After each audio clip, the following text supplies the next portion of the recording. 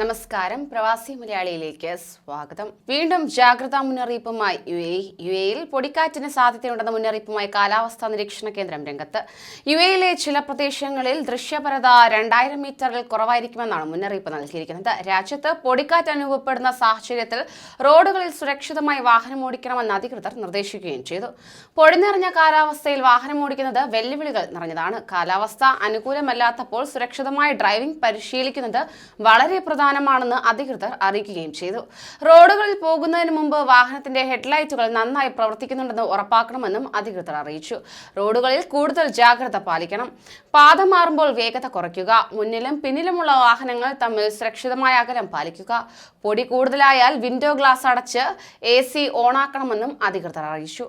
അതേസമയം ഒമാനിൽ കനത്ത ചൂടിൽ നാടും നഗരവും വെന്തുരുകുന്നു. കഴിഞ്ഞ 24 മണിക്കൂറിനിടെ മാത്രം രാജ്യത്തെ ഏറ്റവും കൂടുതൽ താപനില രേഖപ്പെടുത്തിയിരിക്കുന്നത് വടക്കൻ ബാത്തിന ഗവർണറേറ്റിലെ സുവൈഖിലാണെന്ന് കാലാവസ്ഥാ നിരീക്ഷണ കേന്ദ്രം അറിയിച്ചു. 47.4 ഡിഗ്രി സെൽഷ്യസ് ചൂടാണ് ഇവിടെ രേഖപ്പെടുത്തിയിട്ടുള്ളത്. ഏറ്റവും കുറവ് രേഖപ്പെടുത്തിയിരിക്കുന്നത് ഖൈറൂൺ ഹരിതയിലാണ്. 22.5 ഡിഗ്രി സെൽഷ്യസ് ആണ് ഇവിടുത്തെ ചൂടെന്നത്. രാജ്യത്ത് താപനില കുതിച്ചുയർന്നതിനാൽ വേണ്ട മുൻകരുതൽ നടപടികൾ സ്വീകരിക്കണമെന്ന് അധികൃതർ അറിയിച്ചിട്ടുണ്ട്. അതേസമയം ജൂൺ മുതൽ ഓഗസ്റ്റ് വരെയുള്ള കാലയളവിൽ നിർമ്മാണ തുറസായ സ്ഥലങ്ങളിൽ മധ്യാഹ്ന സമയങ്ങളിൽ ജോലി ചെയ്യുന്നത് വിലക്കിക്കൊണ്ടുള്ള തീരുമാനം കർശനമായി നടപ്പാക്കുമെന്ന് തൊഴിൽ മന്ത്രാലയം അറിയിച്ചു.